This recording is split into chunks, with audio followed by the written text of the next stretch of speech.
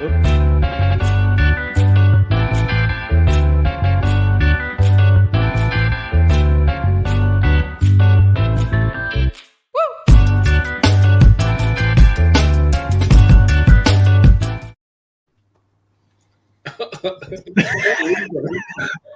on.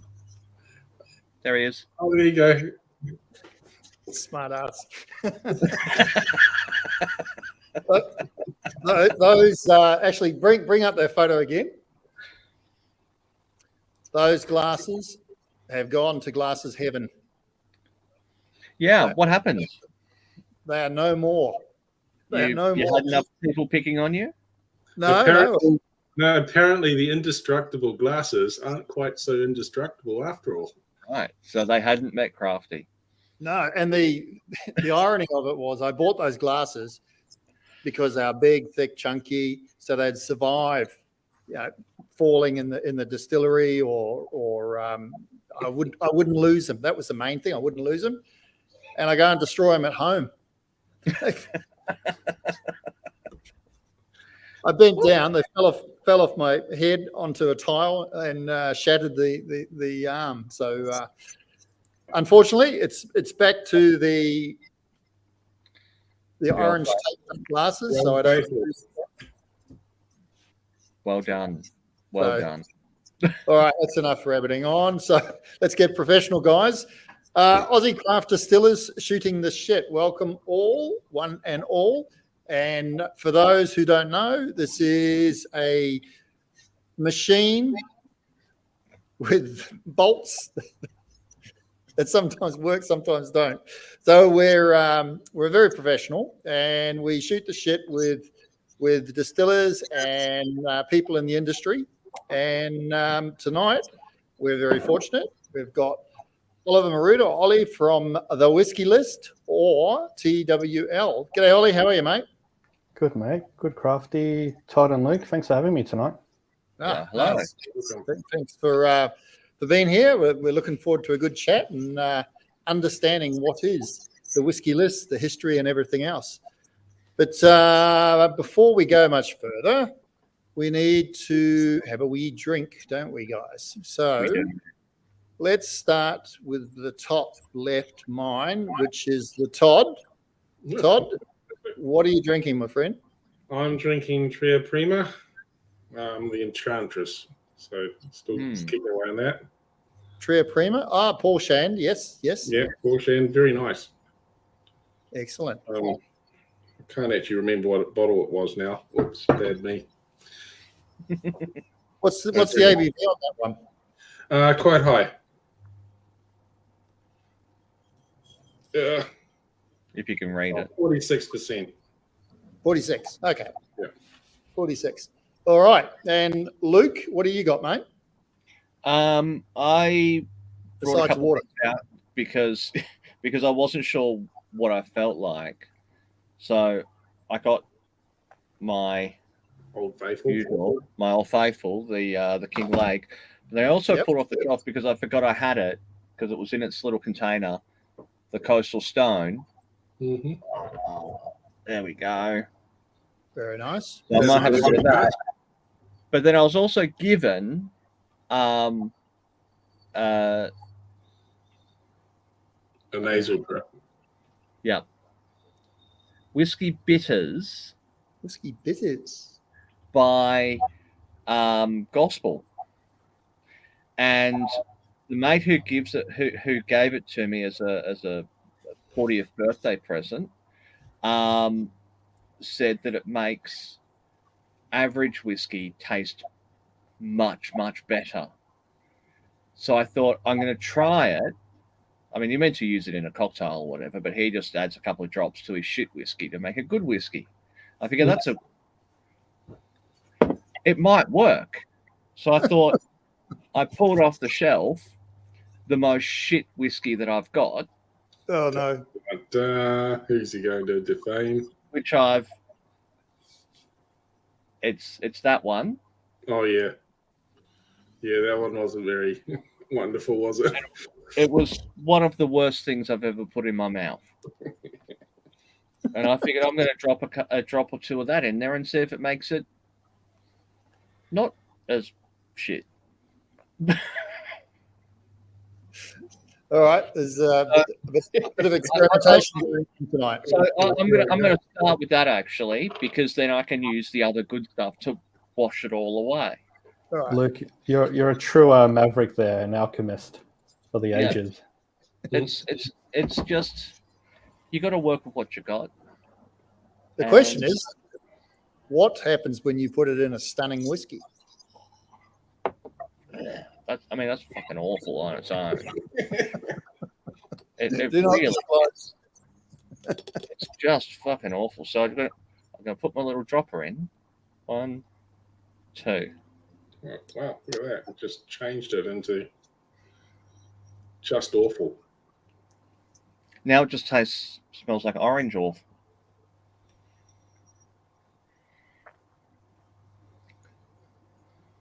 Look, it is better. It gets a couple more though, really.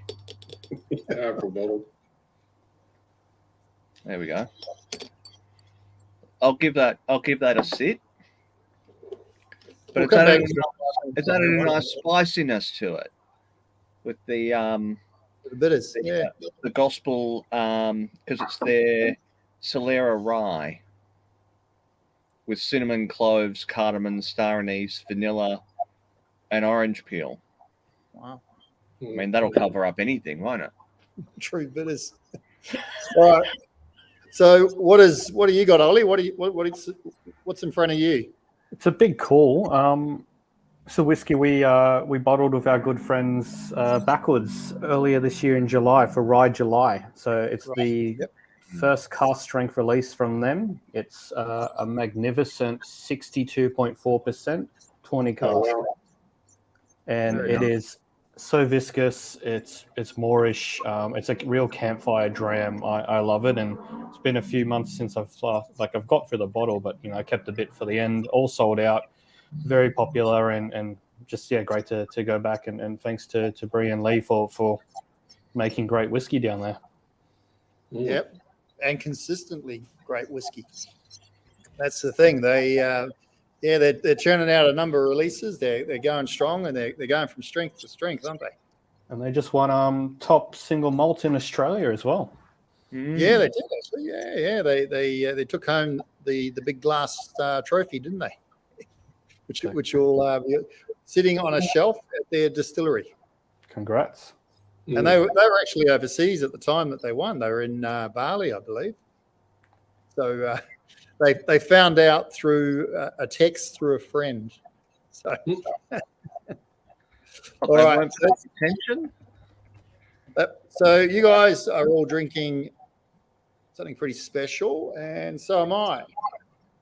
But it ain't whiskey, Mm. because I thought that was whiskey tonight. That was no doubt. And I looked at the cabinet and what I've got there, and I thought, no, I've done each one of those. So what else have I got here? And then I thought, oh, I'll give this a go. So this is like a whiskey.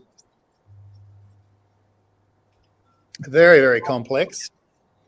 Smoky. Lots of vanilla. Very Moorish. Very chewy. Mm. Mm. I love the That's, Reposado. Yeah. Definitely one of my favorites. Yeah. Mm. Another distillery which is going from strength to strength. They've just opened up their little distillery bar just recently. They have. If only they weren't so bloody far away. Yeah, there's a bit of a commute. I'd love to go out and see them, but I'd be afraid they'd put me to work hacking down some agave, and I don't think my body would take that. Not your body with the way it gets hit with things. No, absolutely not. Oh, man. That's really tasty. All right, let's Fantastic. kick it off, shall we? Let's talk about the whiskey list. So, Ollie, how long has the whiskey list been going now? Look, technically 2016, 2017, that's kind of, in its earliest forms. We decided to do a proper go at it just before COVID in 2018, 2019, and I've now been full-time officially 1 year. November's my 1 year anniversary full-time doing this. So Wow. there you go. Congratulations. Thank you. And when it started to where it is now, it's evolved, hasn't it? It's so take us back to the very start and what sort of things took place and how it's involved, and also who's involved, who's in the business. Yeah, absolutely. So just before I came on board, it was Chris and Heath and another partner, Will, who runs his own bottle shop as well. Right. Great guy. And the three of them started getting together and basically doing whiskey and cheese pairings, tastings, bit of corporate stuff. Heath's partner, May, a photographer, she was involved as well, and just getting, in amongst the industry and doing tastings.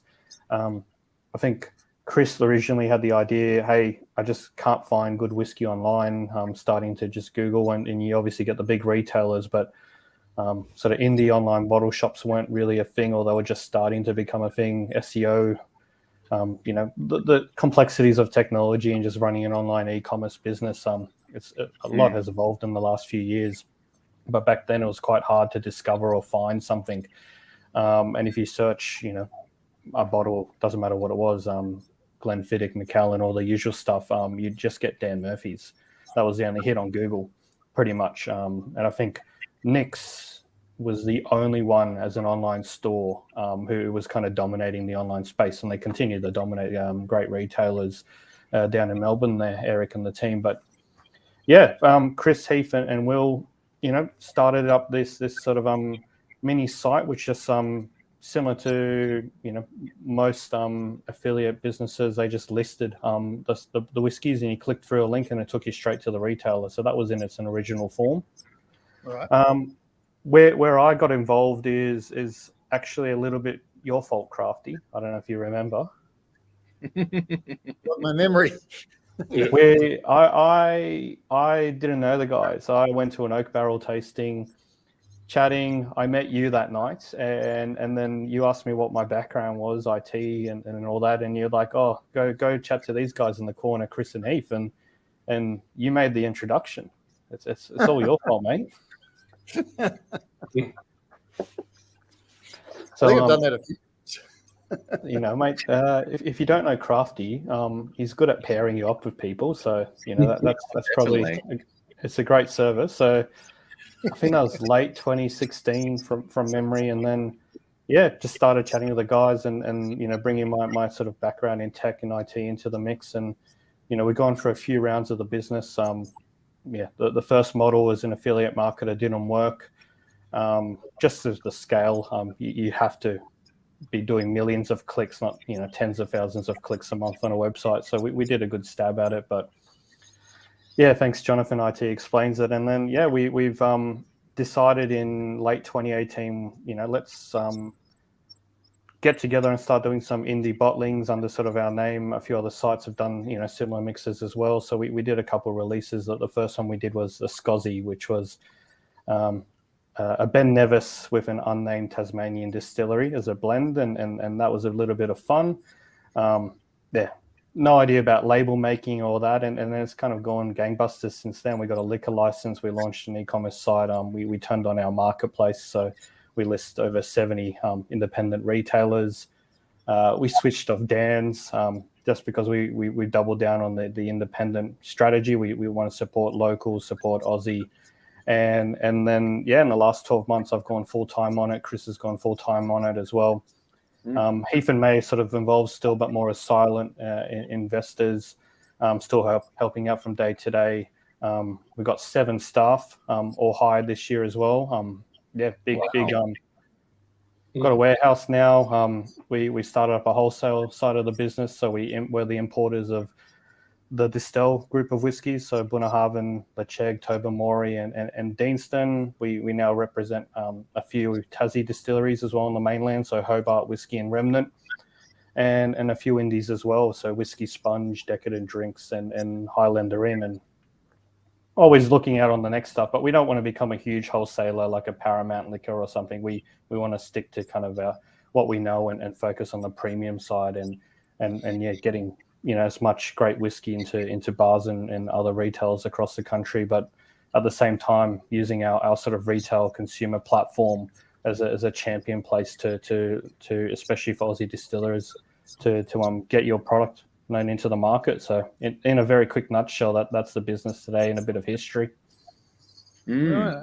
Okay. And during COVID, the early days of COVID, you very much focused on tastings, virtual tastings, didn't you? As others did as well, including individual distilleries. So that was reacting to the environment, was it? Or was that something? It was, yeah.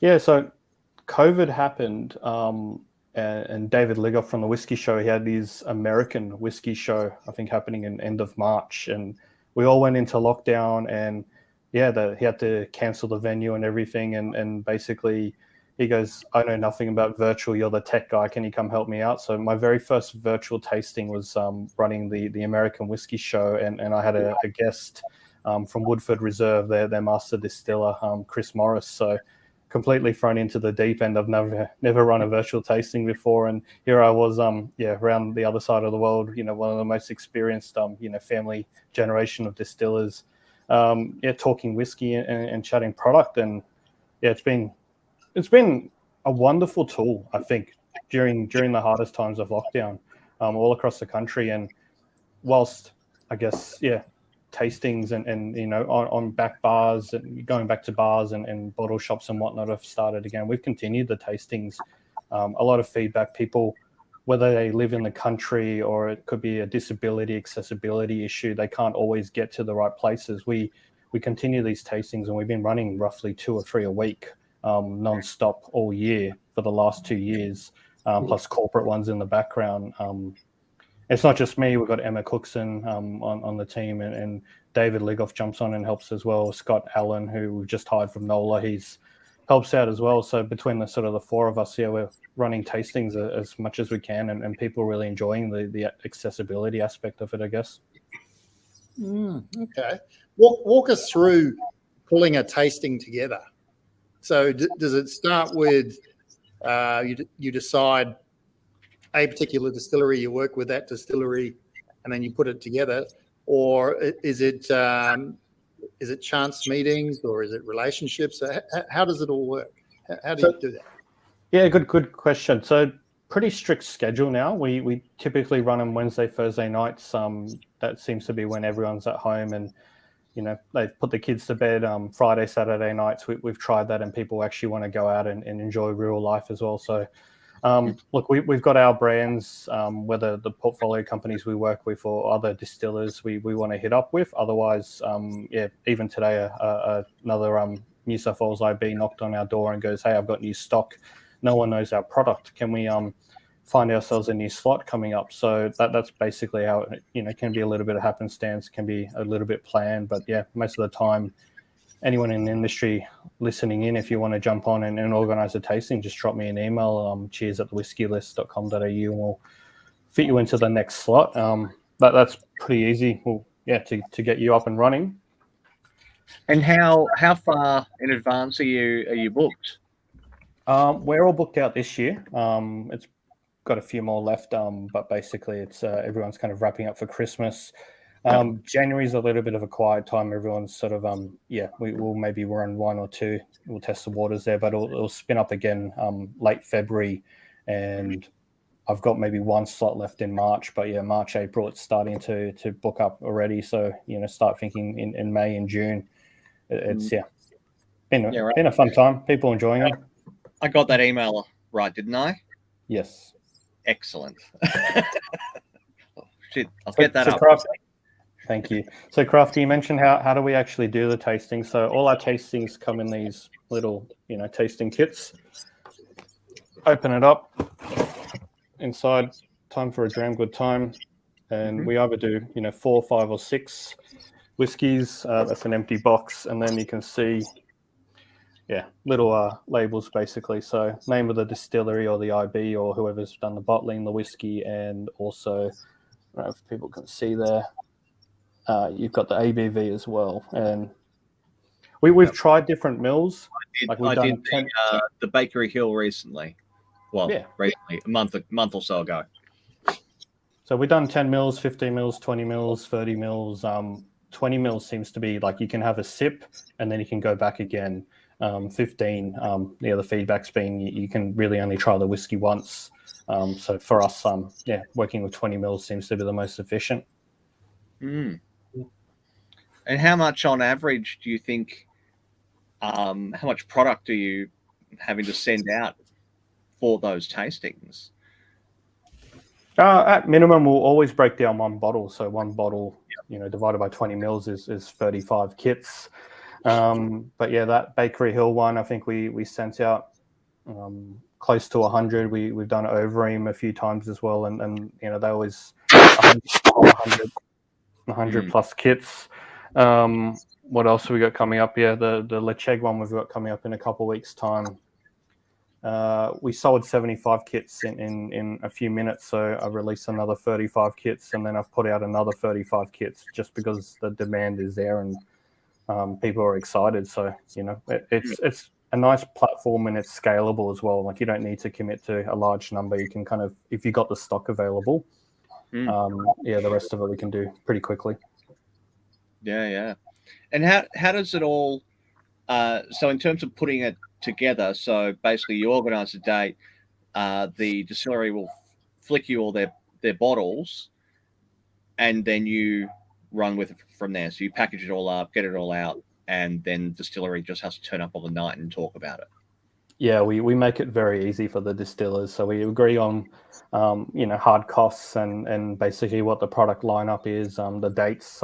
We do everything. So from the packing, the ticket selling, the Zoom tasting itself, the recordings, the YouTube link afterwards, and the shipping of the packages. We make it as easy. Distillers are busy. They've got their own challenges and busy days to worry about, and they should focus on making great whiskey. Our purpose in the market is to help get their product out in front of as many people as possible. What sort of feedback do you get from the distillers as far as uptick in sales and just clicks and numbers? Do you get good feedback from the distillers? Yeah, absolutely. So something, I think we've been running this tagline for probably all year now. It's try, rate, buy. And obviously on our website, if you try a whiskey, we encourage you. We've just launched a new whiskey, so we can new website, so we can chat about that in a minute. But the whole point is, come in and let us know what you like, and then we can use that information to then find you something similar that other people have also liked that you may have not tried. So by collecting all this information, similar to how Netflix will recommend a movie for you. The technology, the premise works exactly the same, the recommendations behind it. So the more whiskey you can try, but you got to give us that feedback back, then we can help you find your next bottle in your price range. Because we've got over 3,000 whiskeys listed on our website that you can buy, through us or our independent partner retailers. So choosing which of those 3,000 next bottles, we can't buy and try them all. So, helping you steer the ship a little bit. That's kind of our mission here. But to kind of go back to your question, people want to try Aussie whiskey. The distillers are loving the platform, and yes, they've got a cellar door, and we're not here to compete with their cellar door or to compete with their other sort of sales channels. It's purely a platform to discover. You mentioned Bakery Hill. A lot of people have tried maybe one or two bottles from the core range, but have they tried their recent releases? So we always say, let's show one or two of the core range bottles, so you get that baseline, the distillery character. And then let's try something new or something special or limited release. Sometimes if we've done a bottling, whether it's through the Whiskey List or sort of our Facebook group, Whiskey Lovers Australia, then that will be included in the kit and a bit of a launch party as well. But the whole point is it's never just talking about the product that we're primarily selling. It's about highlighting the entire range and breadth, depth and breadth of the distillery. And yeah, I think people are just enjoying having the opportunity to try the whole, it's a diversity tasting at the end of the day. That was great. It certainly getting my little package of the Bakery Hill, there was absolutely half that I hadn't heard of or tried before, and then with the stuff that was not even released yet, that was quite nice. Well, we've done, and it didn't cost much either. We run most of them at break even. Like for us, it's getting the product into its taste on lips. You know, if you're not trying the whiskey, you don't know if you're going to enjoy it. And Crafty, we've done a couple of you now over the years. You always include a new make for us because that's the beginning of where your whiskey starts. And it's opportunity for the distiller to go, hey, this is where the whiskey starts. This is the story, and then take you on that linear journey. You know, whether it's different cask finishing techniques or higher ABV or whatever the story that distiller wants to talk about. It is a platform for distillers to use as part of their marketing tool at the end of the day. That's great. And what have you seen as sort of an industry trend, if you will, from the distiller point of view, or even from the customer point of view? What people are looking for? Are you getting that sort of information from the site now? Yes, there's quite a few trends. My favorite one, and we've been tracking it since the very beginning, is Aussie whiskey is getting cheaper as a whole. So the average price of Aussie whiskey 2 years ago was roughly around the $200 mark. It's like $189, $188. Like it's progressively each year as an index. There's obviously going to be some distilleries that are just, you know, you take out think of it as a bell curve, and you take, you know, that middle slice, and then you look at the data there. We should have got Chris on. He's the data guy in the business to kind of explain it.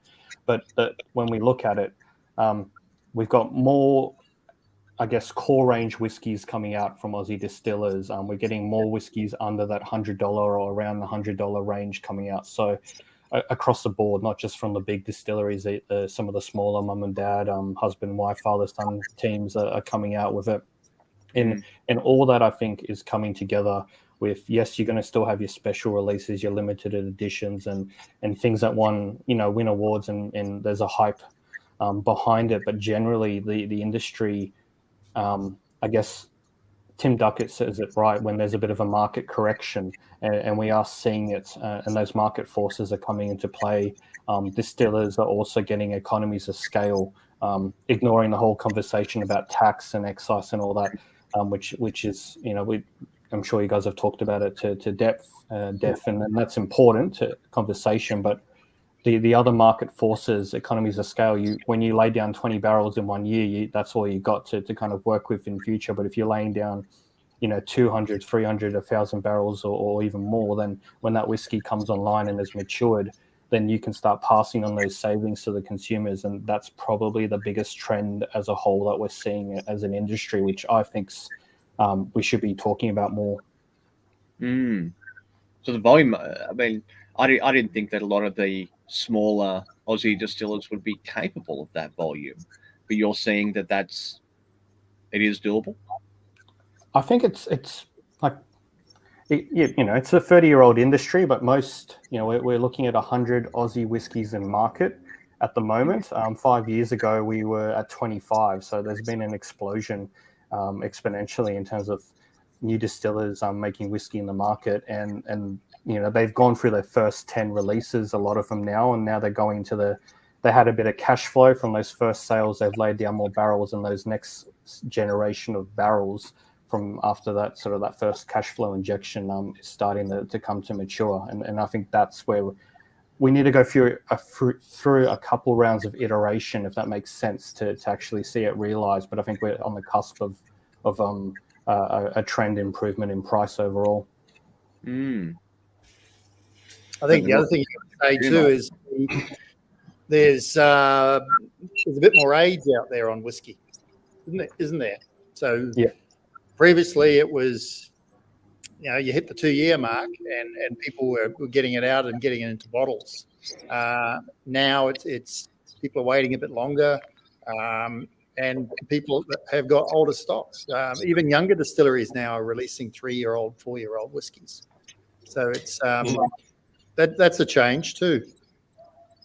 Yeah, we started working with another New South Wales distiller, Crafty. I know you are a champion of the New South Wales.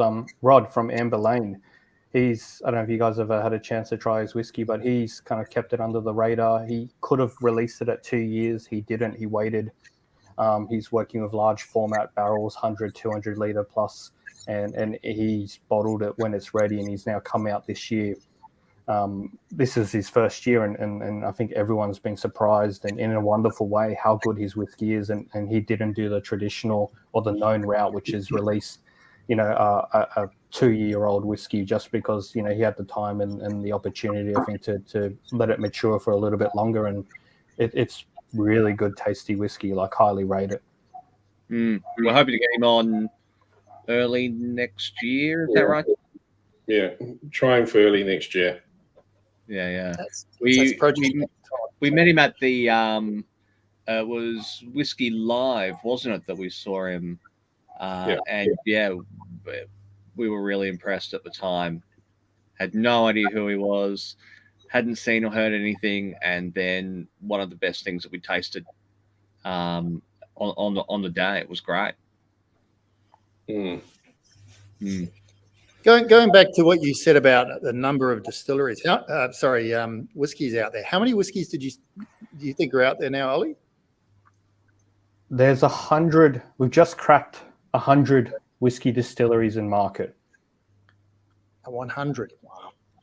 Now that we've the Australian Distillers Association, Paul says, obviously he counts all distillers, all spirits. So there's 400 or something now. There's a lot of new ones in Tasmania.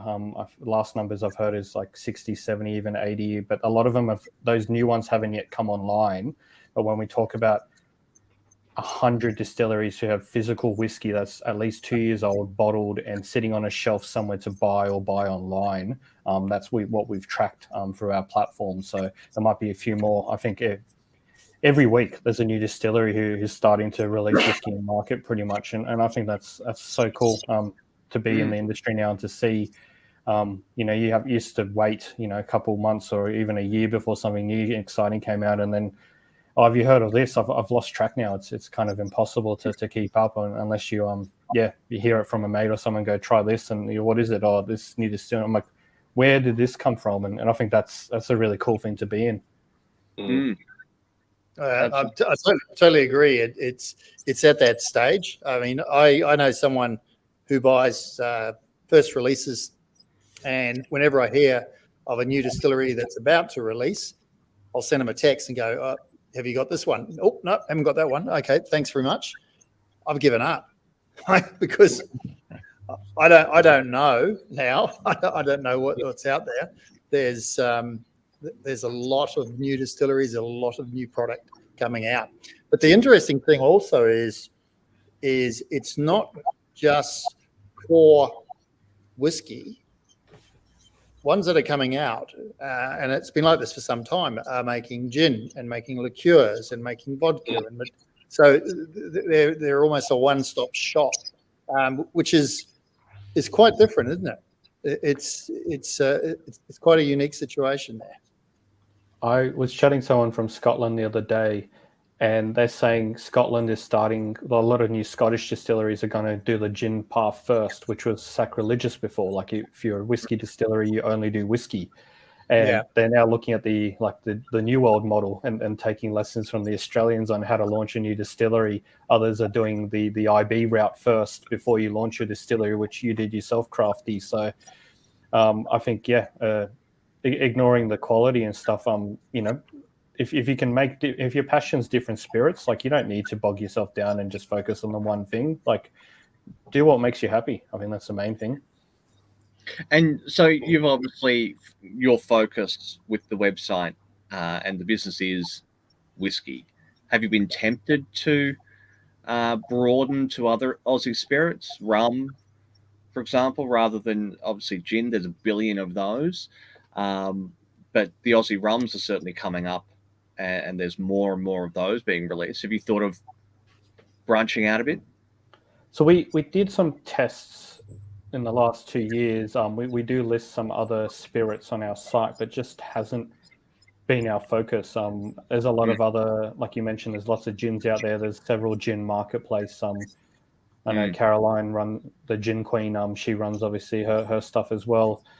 So there's a place I think for everyone, and rather than I think becoming and a blunt tool, knowing a little bit of everything, having a focus and doing it really well, I think is important to our core values.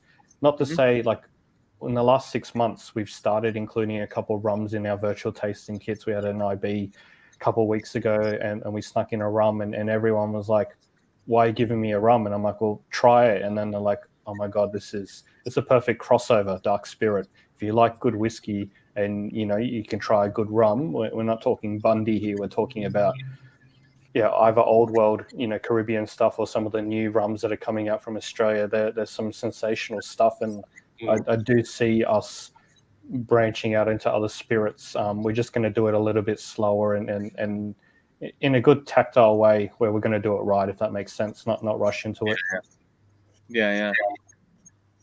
So we've had a question come in from William Rule. It says, how many will cease with the gin or liqueur path once they have ample whiskey product coming online? That will be interesting.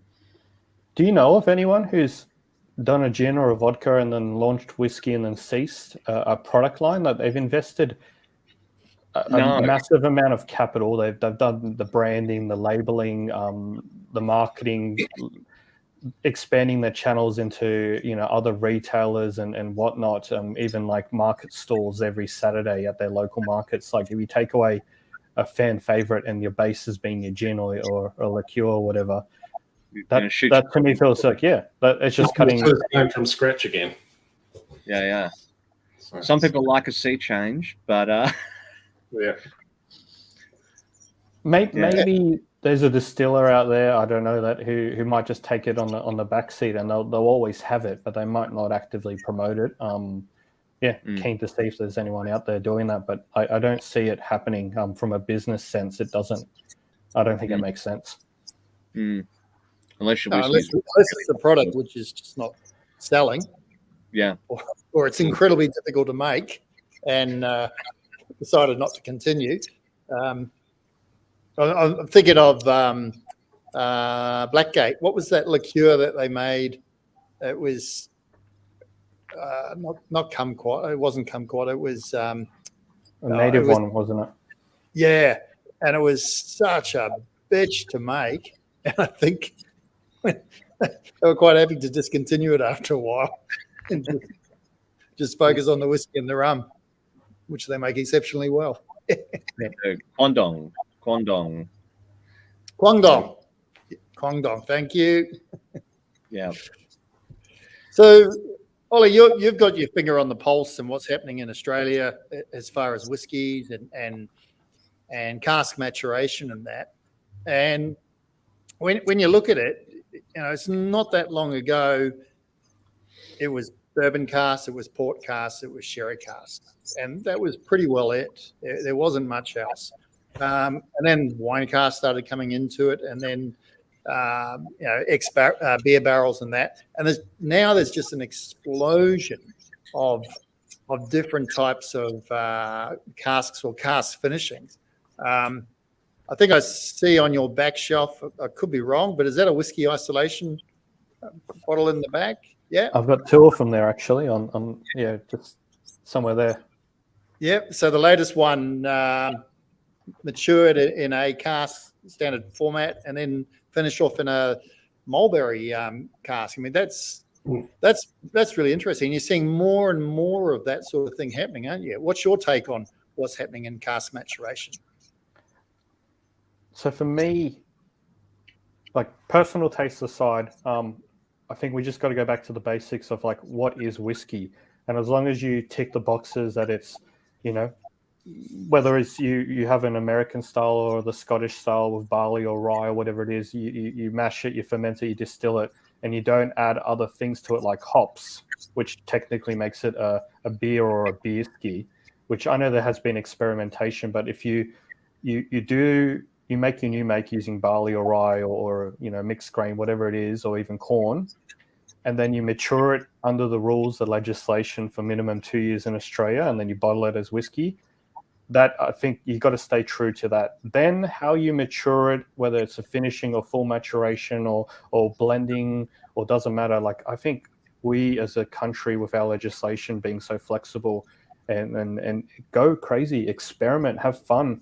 I think that's the only way we'll, I think, come up with a potential nation's flavor, whether it's a regional dialect, like, wines from the Hunter Valley are different to the Adelaide Hills, and they've been doing it for 100 years, and today people write about it and go, I can tell what the difference is. Maybe in 100 years time, we may only be known as the wine cask country because we use so much of it. I don't know where it's going to go, but I think as long as you're making good whiskey as a starting point, and then you don't push the boundaries, explore, we've got the legislation, the rules here, but just be truthful. I think the transparency, if you've done it in a tequila cask or you've used a stout cask, like, put that on the label and say it's been finished.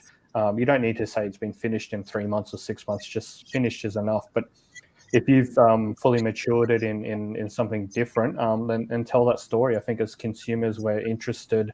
Yes, there's a lot of jargon out there, but platforms like the Whiskey List, our purpose is to try and help you navigate what that jargon is and explain it. But if your label says, it's ex-bourbon matured and then finished in a musket cask, like the King Lake version of Whiskey in Isolation's release number 2, he tells that story, and exactly what you're buying. And if you don't know, you can ask, Justin on the website or his Facebook, or you can go to another retailer or another distiller and go, what does this mean? And goes, it's on the label, there's a story. And I think that in itself is what the consumers need.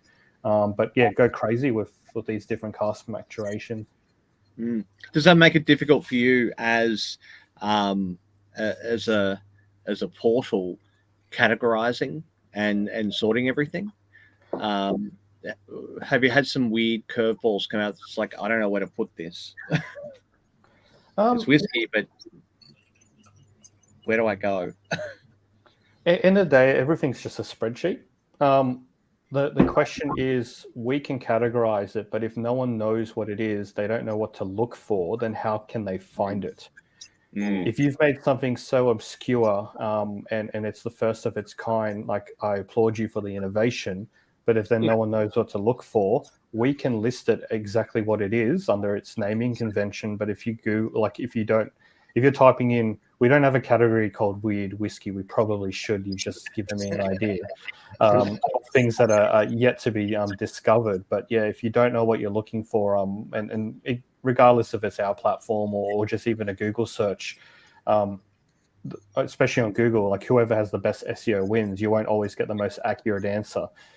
As you know, Luke. So for us, having the opportunity to do tastings, whether it's in person, virtual, and exploring some of these new stuff is great. But yeah, if you're not promoting it, if you're not doing the marketing, and you're just focusing on just making weird, interesting stuff, and no one knows about it, then how are they going to look it up?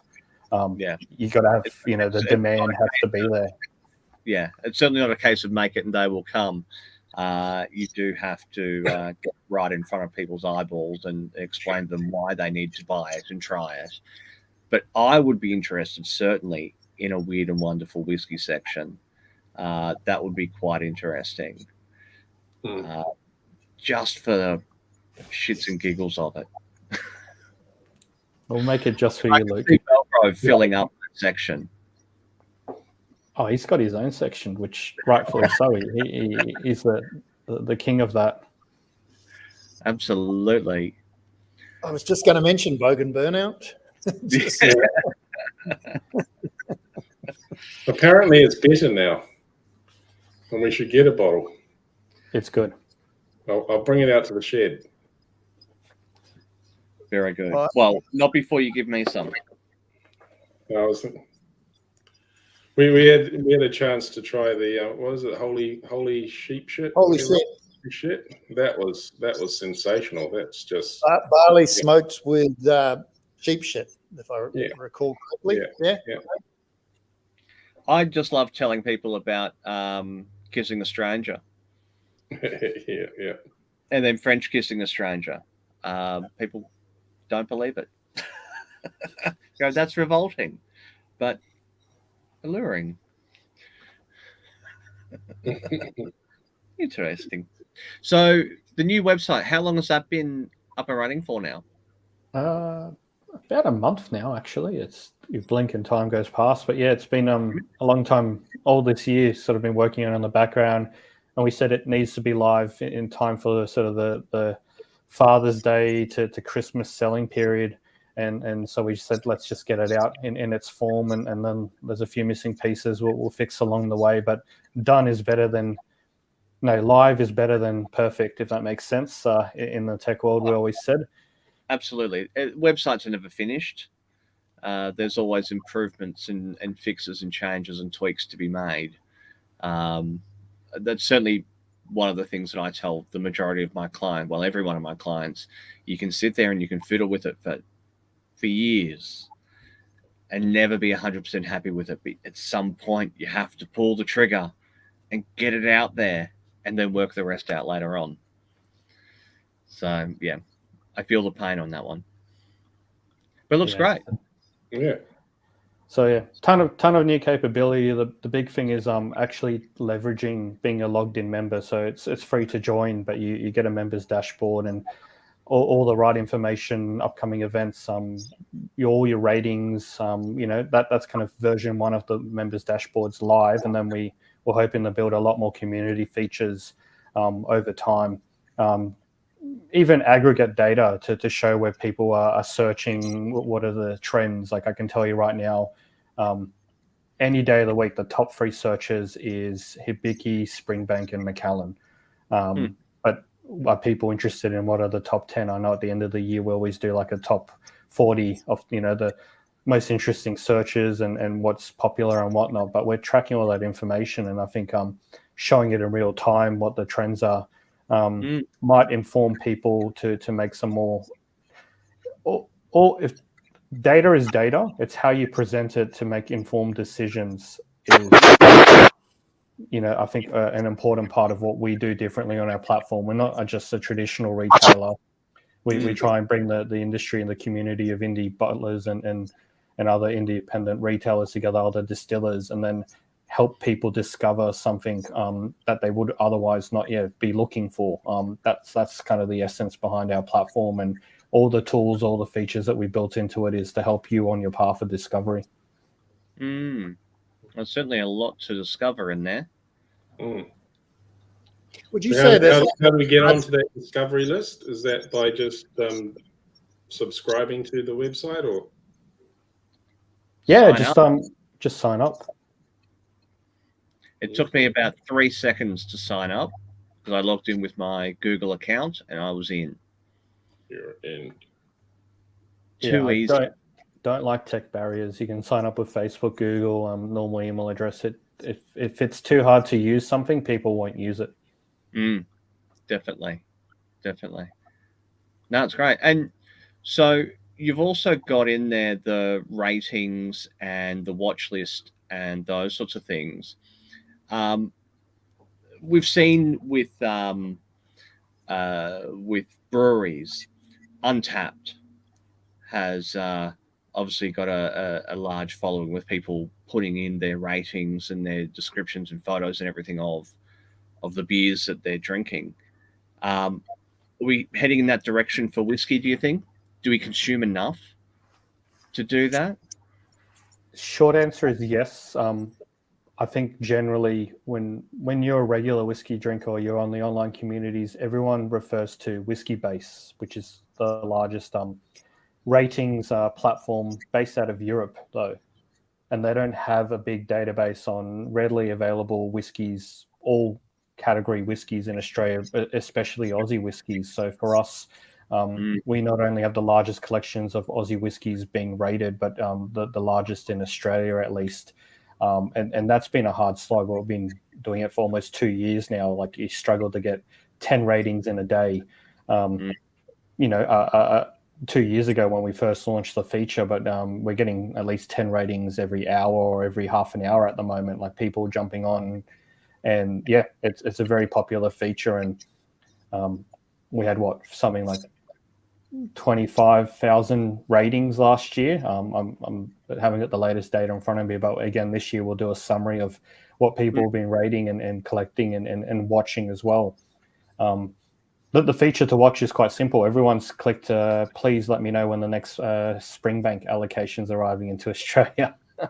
and you'll get an email when it gets tracked on our website.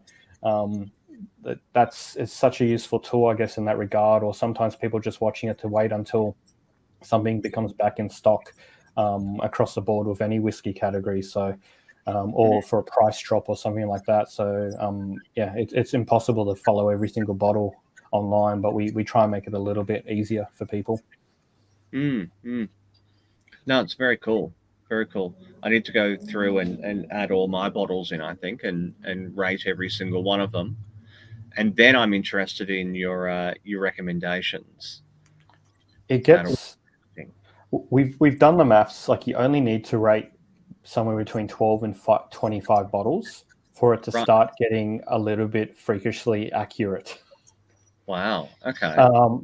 Obviously, like, give us a mix and be honest. You can't rate 25 whiskeys all 5 stars because the system's going to be like, okay, everything you drink you love, therefore I'm going to offer you a $50 Glenfiddich or Glenlivet under that premise. But if you're honest and you're like, you know what, a 2-star is a 2-star, a 3 is a great, a 4 is amazing, and maybe you never rate anything 5 because 5 is that unicorn whiskey. Some people will like that.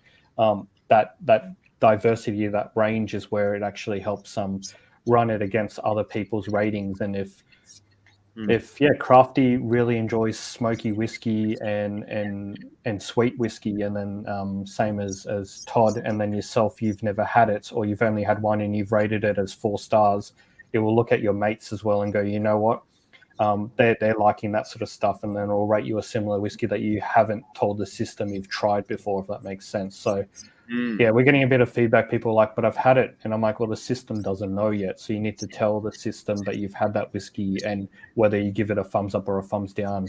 And the more you educate the system, the smarter the recommendations are going to be. What, you're not psychic and you can't figure out, like, you're not scanning what's in my background there and seeing how much of a bottle I've consumed already? What, like, thought you were technology.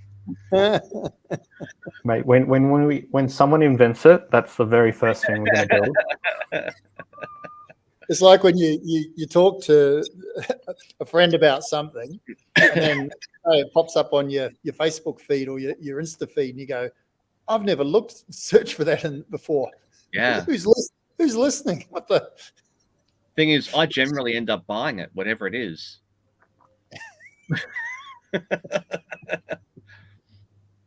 Now I'm going to have a problem because I went into to start rating all the Hobart whiskies that I've tried, but I can't remember all of them because I've had literally all of them, and they all blur into one now. So that's going to be a problem, going back and doing the archive. So something that's not live yet. New bottle. He does. He does. What was that? So I was going to say, we're about to, like, we've got the news section, we've got a distillery map and a listings of all the distilleries, but we're starting to publish what we're going to call featured brands, and in there is going to be a proper write-up, some photos, even a bit of a timeline or history of the distillery. But then we want to get to the point where there's like a catalog of an archive of all the releases. So easy 3 across the board. John Jarvis from Hobart Whiskey says, yeah, just average it out across the board. 3. I probably would have gone a little higher, but whatever. You're the boss there. So let's just say not a bad one. Never had a bad one. I can't remember whether I had a bad one because at the time that I drank them all. So with John. So yeah, with John at the distillery. Yeah. And I don't remember who we were talking to that that day either. No, that's because you and John were having your own little party off to one side. Right. There has been John is one of the most humbling and giving people in the industry. Like full props to John, and it's a pleasure working with him. And into the new year. But yeah, we're hoping to have a section on our website where you can look up a brand and see the entire historical archive of their bottlings. It's going to be a momentous mission. I'm scared to attempt it. Thankfully, I've got great people on the team like Emma Cookson. She's been working on it in the background. So we're hoping to have at least 20 to 30 distilleries next few weeks, months, maybe live, and we'll start small and we'll add it over time, and then we'll be asking the community to please help us fill in the gaps, because realistically I know like Tim Duck has released over 50 Heartwoods. I can't remember all of them, but I he's way plus that number, but everyone at some point used to remember the first 50, and then at some point it just became too much to follow. And there is no single source online to actually Google and go show me the historical release of every Aussie whiskey that's ever been released, whether it's an Overeem or a Lark or a Sully's or anything in between, or even the guys like Bakery Hill's been around for the first mainland distillery, and do we remember all their releases over time as well, same as Lime Burners and all the Starwoods. There's a Facebook group of Starwood lovers who actually have a spreadsheet, and the community have got together and created this amazing list, and they actually go online and look for all the Starwoods released in San Francisco, Le Maison de Whiskey in France, or the German releases, and they fill this community spreadsheet that they keep it live, which I think is really cool. The fact that a distillery has such a cult following of their lovers, their fans, who actually go to that nth degree to keep tracks of it. And then when something rare and old and discontinued pops up on auction, they all share it and go, hey, look at this, in case anyone's missing it for your collection. And it's that community feel is really cool to see. Yeah, that's amazing. They do good whiskey though, absolutely. That helps. It does. So you've got the history timeline, whatever you want to call that feature, coming in the future. What else is coming up for the site? What do we keep an eye out for? So we've been testing this recommendations engine for a little bit in beta the last few months. We want to release it in its fully fledged form. We don't know what it is yet. We're just still getting the data, and we need more people to come in and rate their whiskies to not only build the intelligence of it, but go through the cycle, like sign up for it, give it a go, buy the bottle, try it, and then come back and say, you know what, it was good or not, and then tell it. If it was wrong, like tell the AI basically powering it that it was wrong. We've got our own version of Siri or Alexa, and let it know if it got it wrong. And we need to go through those couple rounds of iteration again. Version 1 of anything's always going to be, okay, and then version 10 is going to be amazing. So we just got to help accelerate its journey. So that's something Chris has been incredibly passionate about. It's his baby. The last few years, I think, on paper he's always dreamed to build it, and now we've got it in sort of a beta form, and we're testing it out to see how we can imagine you could log on and you tell it a budget, tell it a frequency. I want something in every 2 months, and set and forget. And basically it arrives at your doorstep, and it's a whiskey that you would have never expected to buy. You didn't have to look for it. It just sends it to you. You unbox it and you try it and you're like, holy crap, that was an amazing pick. How did you do it? That's kind of where we want to go. It's not going to be like that tomorrow. That's probably a 5-10 year vision, but you got to start somewhere. Yeah, absolutely. So the main call out there is get in there and rate. The more data you have, the faster you can get the thing released and refined. Yeah, it's that refined cycle. We don't track any personal data. It's just bottles. And basically whether you've had it, you want to have it, or you've drunk it and you want more. So we're not doing anything notorious or nefarious with any of that data. It's just how do we use it for the collective good to help you discover great whiskey in the future. Yeah, nice. Well, that'll be my job now. Go through and rate some. Then I'll get on your beta list. Exactly. I think if Chris is watching, he's probably going to send you a recommendation in the next hour. Excellent. I like new toys and gadgets. And I like breaking things. That's good fun. Yeah, it's important. It is, absolutely. If you haven't broken it, it means you haven't tested it properly. That's the tech speak. So, all right. So we've got the whiskey show coming up in 2023. Jesus, we are that close. Holy shit. And in terms of other tastings that are coming up, I was just about to go in and find those. Which ones are not sold out? Top shelf? Yep. So we basically bought 5K worth of old rare whiskies. There's a 40-year-old blend that contains Macallan apparently in it.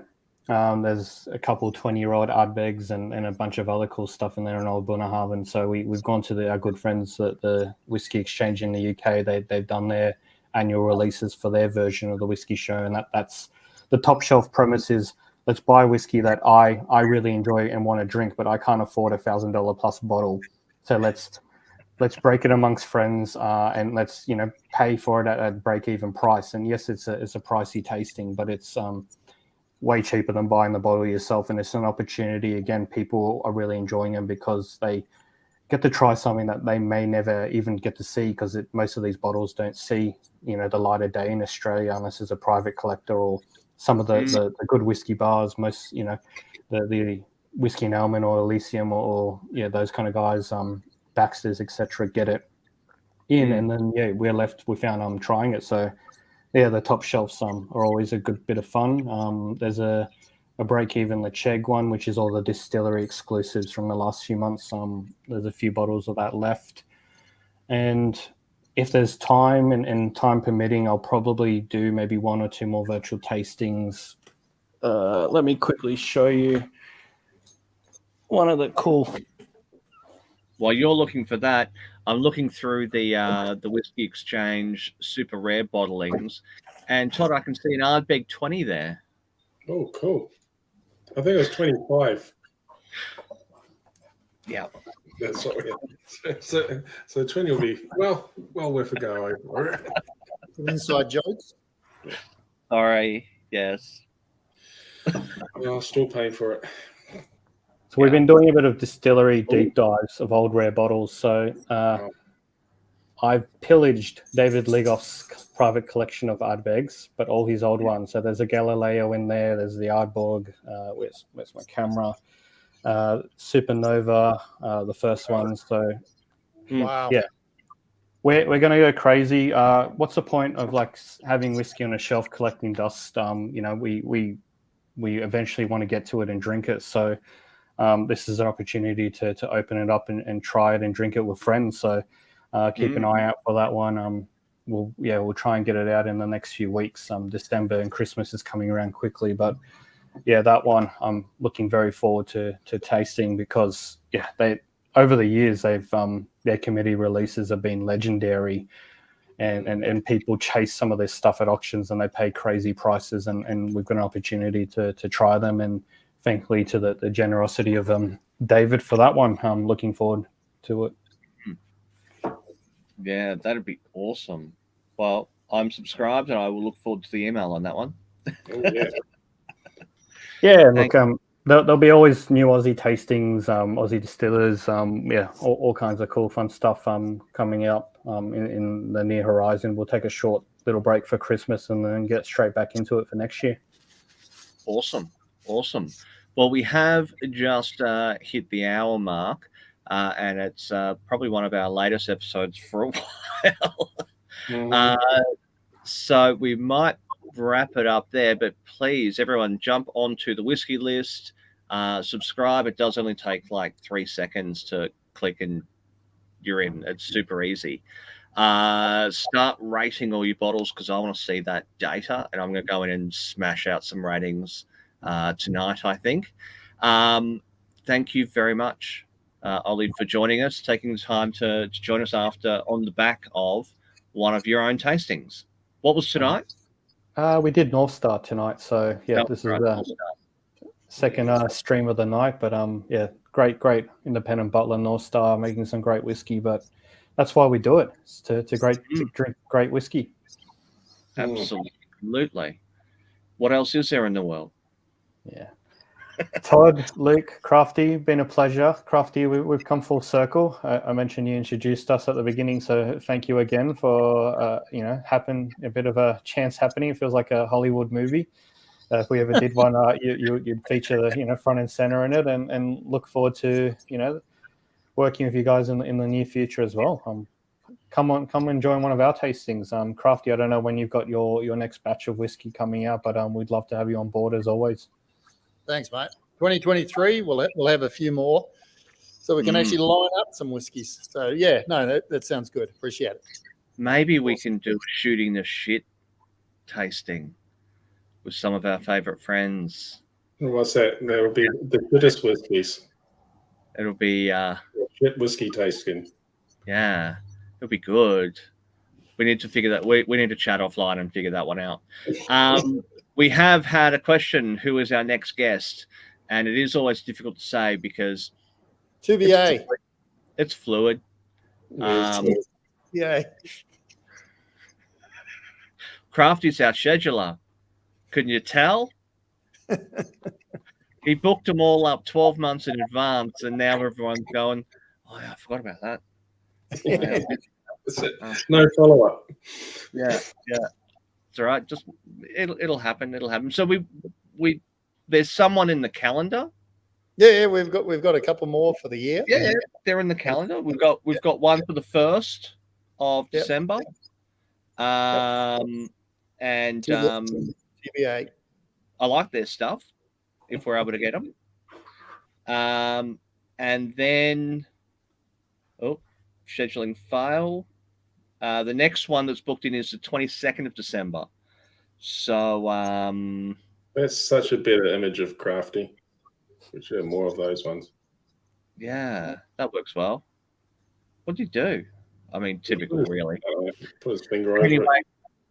thank you very much, Ollie. Thank you, everyone, for joining us. Greatly appreciate it. Please like and subscribe. Jump on the whiskey list and make an account and start rating and obviously buying whiskey as well. I mean, that's the whole point of the thing, to buy whiskey. The prices are really good.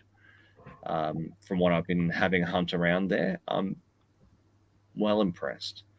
And thank you all, and we will see you all Shortly. maybe next 2 weeks. We'll see how we go. Thanks all. Thanks Thanks, everyone. guys. Thanks everyone at home.